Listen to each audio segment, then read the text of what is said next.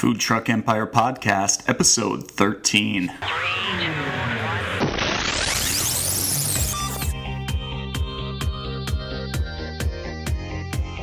You're listening to the Food Truck Empire Podcast, where we talk about great food, big trucks, and how to launch a profitable food truck business. Here's your host. Booyah! Welcome to episode number 13 of the Food Truck Empire Podcast. This is Brett. Today I am simply thrilled to have ME.n.u with us.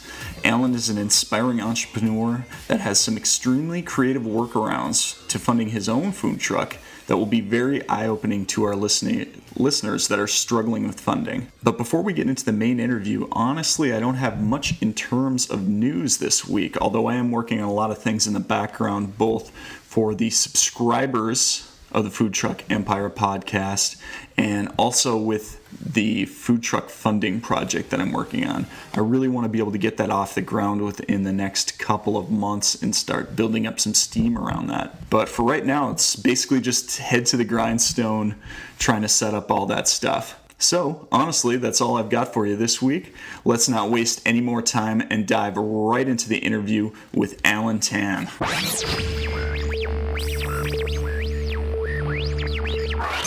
So, Alan, I usually have food truck owners on my show.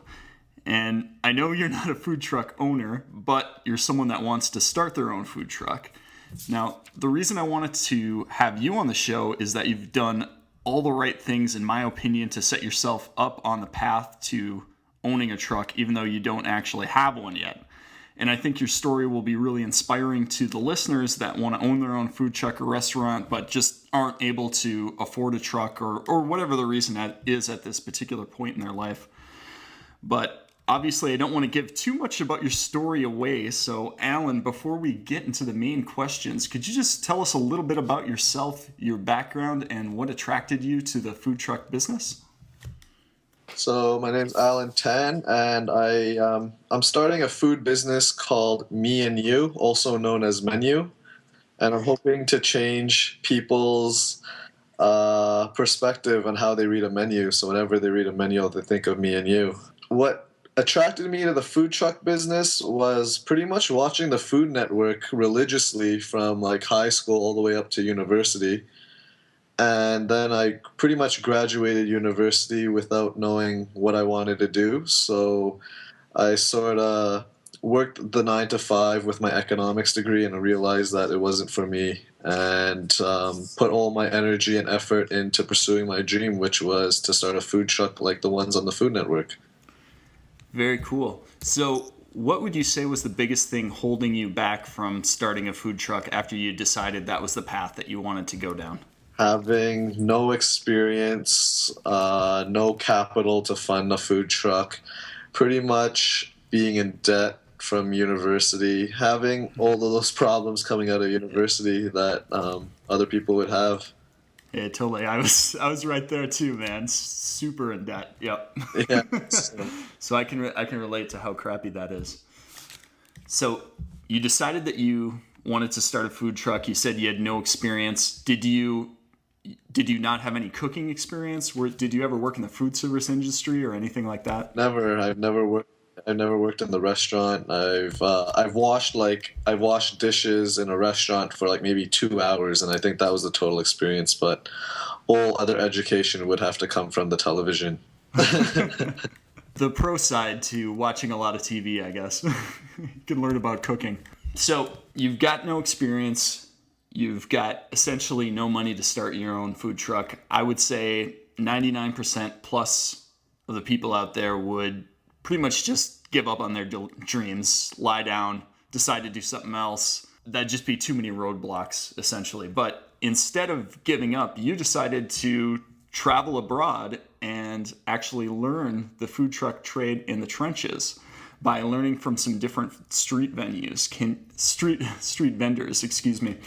you tell us a little bit about that experience and how you got the idea to do that? Well, I actually didn't go right away abroad to learn everything. I actually started in my hometown, where I actually realized that the food truck industry was just taking off in Toronto. I saw on TV that like LA, Vancouver, they all had food trucks way ahead of Toronto, and we were just starting it. So I saw the opportunity to be an early adopter, let's say. And then we only had maybe 10 to 20 food trucks in the time, not even licensed to vend on the street yet. They're only allowed to do catering and such. So I contacted all of them, telling them that I was willing to trade my time and my energy to learn the business from the bottom up because I don't have any experience in the food industry or have any idea to run a food truck. So I did that for around 4 to 5 months. Then I realized that Toronto wasn't the place to learn everything there was to learn about food trucks since we were so new. So I decided to call up one of my friends who lived in LA if I could stay on his couch for around 3 months to sort of see what's going on in the future of the food truck industry, which was Los Angeles. And I got to meet up with the Great Food Truck Race contestants of season 3, Soul Sausage, and one of the food truck revolutionary gurus, Roy Choi of Kogi. Okay, And yeah. I've seen just him on the Food Network too. Yeah. so just meeting those guys was really inspiring because it was like sort of seeing where Toronto might be in around 5 years or so, because they're just so ahead and so revolutionary in the food truck industry. So just chatting with them and eating, like I keep on telling people it's the future, was a great experience to me. And after that, I didn't really get to volunteer in LA because it was really hard to get around. I headed to Vancouver to check it out and sort of do the same thing, but I volunteered with people there. And that's where I gained more of the knowledge of how to run a food truck, how to start a business, what kind of loans I might need, or how to protect myself financially. And then I sort of got a grasp of like sort of like the everyday food truck, uh, of, everyday food truck routine. And then I didn't have any culinary skills yet, so I knew needed to learn how to cook, but I didn't want to go to culinary school like everybody else. I had the interest of sort of bringing back the flavors of like my parents' hometown when I would go back as a child, and I realized that like their street food is 10 times better than what we could get at a restaurant here. So my was to learn what the local street food people were making in Asia and sort of document my entire process, sort of like the bottom up approach, and just learn how to cook over there without going to culinary school, because I realized that you don't have to go to school to learn what you need to know. Yeah, but my passion was like traveling, so it was like a win-win for me. So what was it like to start out on the ground floor of one of these food trucks without any culinary experience? Was that a little bit difficult your first few weeks? Yeah, it's like you get hit with, you got to learn how to multitask, deal with stress, always keep smiling. I had to deal with one boss that would likes to give the flair of Gordon Ramsay and yelling because he feels as though the customers appreciate the show.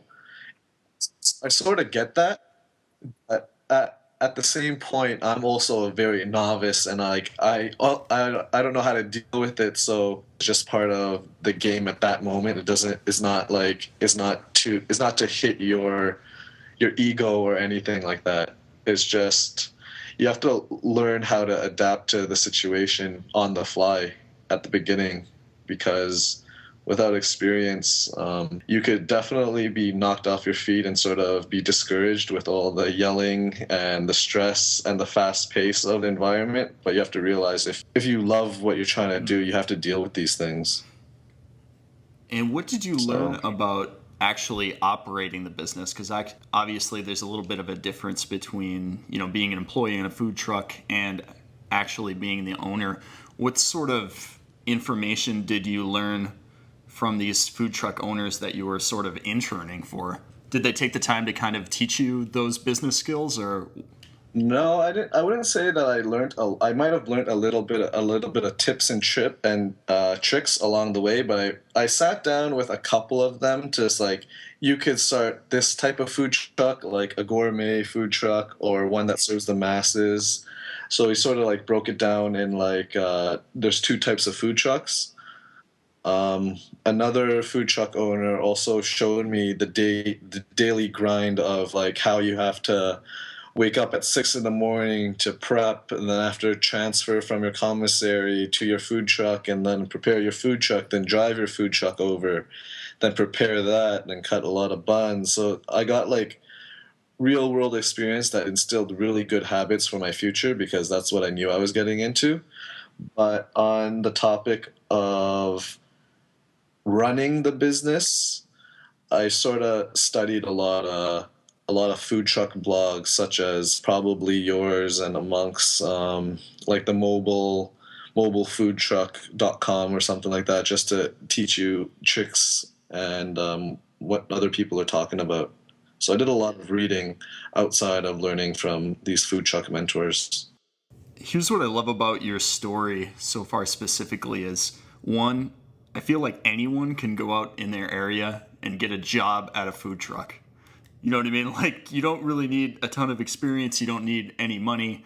You could literally go and donate your time to at least learn the food truck business almost anywhere in either the United States or Canada, as long as you're in a relatively metropolitan area.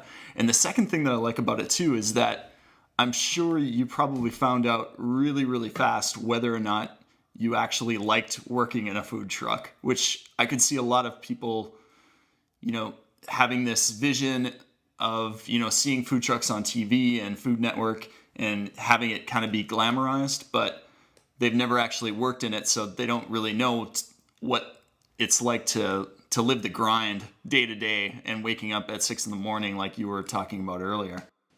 Exactly. Yeah, it's an eye opener, pretty much. Like you have to know that they do this day in and day out, like 6 days a week, and they get the Monday off. Maybe. And you're still into it? You're crazy, man. Well, I haven't got the food truck yet, so we'll see. So you said that while you were abroad, you started documenting all the processes that it took to build one of these type of businesses. Can you kind of walk through step by step what it is that you documented, or what sort of information that you wrote down that you plan to use in the future? So when I was abroad, I was studying. Well, I knew that marketing and social media was a very big thing, and since I didn't have the culinary skills at the time being, I'm talking when I was in Los Angeles.